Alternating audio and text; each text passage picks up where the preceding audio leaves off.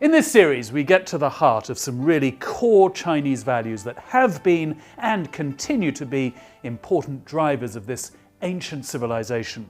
We look at a life devoted to scholarship and avoidance of materialism in Fan Zhongyan. We see a man, Ji Zha, with a notion of morality that transcends practical considerations, and we meet an ordinary railway worker battling incredibly harsh conditions to play her part in creating a marvel of modern Chinese infrastructure. We also take a look at the values which formed China's greatest ancient historian, Sima Qian. We also take a look at a different type of Chinese value in Tao Yuanming and the great Song Dynasty artist Wen Yuke, both of whom are trying to reconnect with nature and embody the value of 天人合一。在这一集，我们会借鉴中国价值观的中心思想，那是在中国文化中长期存在的思想。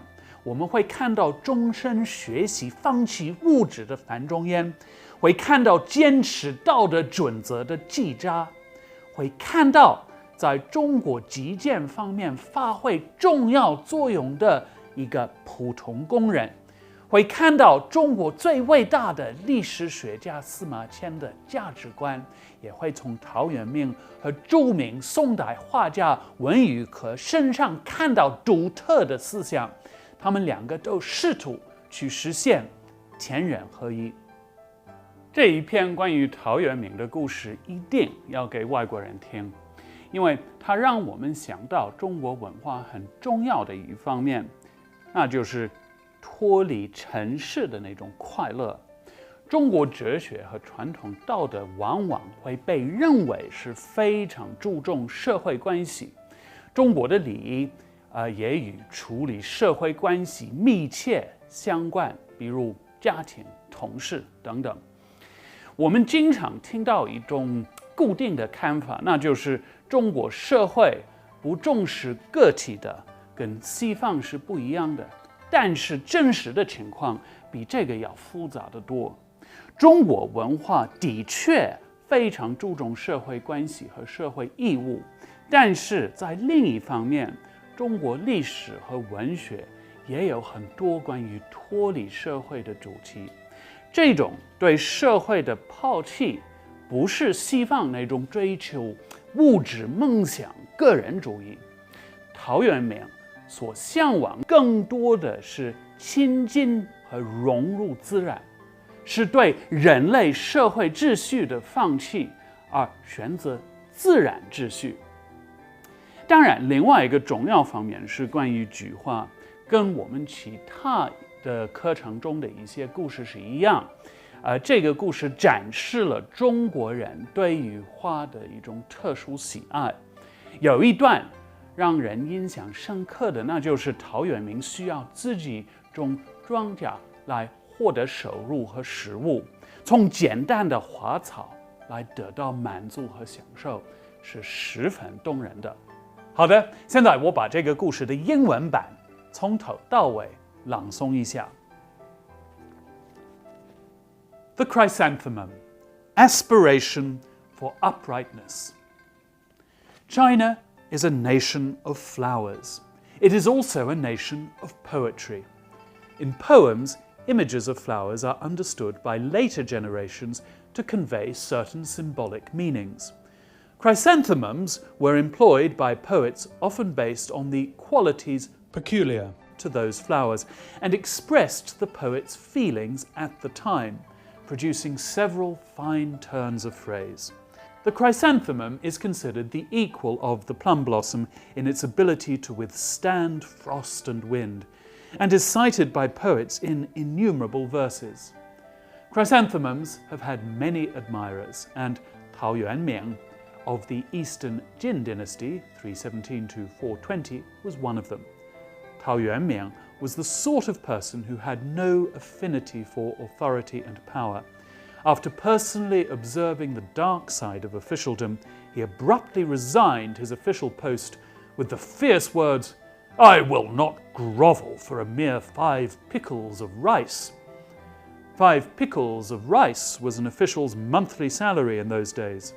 Tao Yuanming preferred to abandon high office and a fat salary, and moreover was determined not to be tainted by members of officialdom.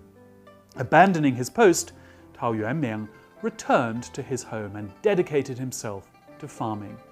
He relinquished the writing brush for the iron hoe and exchanged his official's robe for the farmer's straw hat. Apart from his daily task of cultivating beans under South Mountain, Tao Yuanming liked to cultivate chrysanthemums too.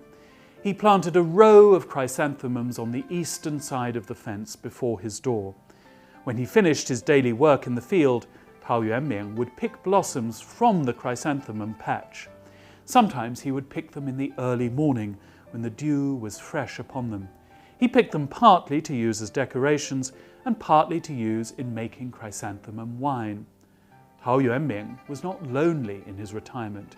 He had his chrysanthemums to keep him company. There were people who did not understand his way of life, and they asked him, "Mr. Tao, why do you like chrysanthemums so much?" Tao replied with a smile, "If you knew my life experience, you would know why I love these chrysanthemums. The reason I returned to till my field in retirement was disappointment with the situation in officialdom. Do you know how much courage and resolve it took for me to quit my official post and take up the unaccustomed work of the hoe? Those chrysanthemums growing so brightly in the wild gave me so much encouragement. They don't grow in the gardens of government offices, but here in the countryside, just like myself, Tao Yuanming. Chrysanthemum blossoms can withstand frost and severe cold. They can preserve their own integrity. How are these qualities unlike those Tao Yuanming pursues? Chrysanthemum blossoms are not flamboyant. They lead their own private lives, just like hermits. I, Tao Yuanming, have resolved to be the leading hermit of the Eastern Jin, so naturally chrysanthemum blossoms are my companions.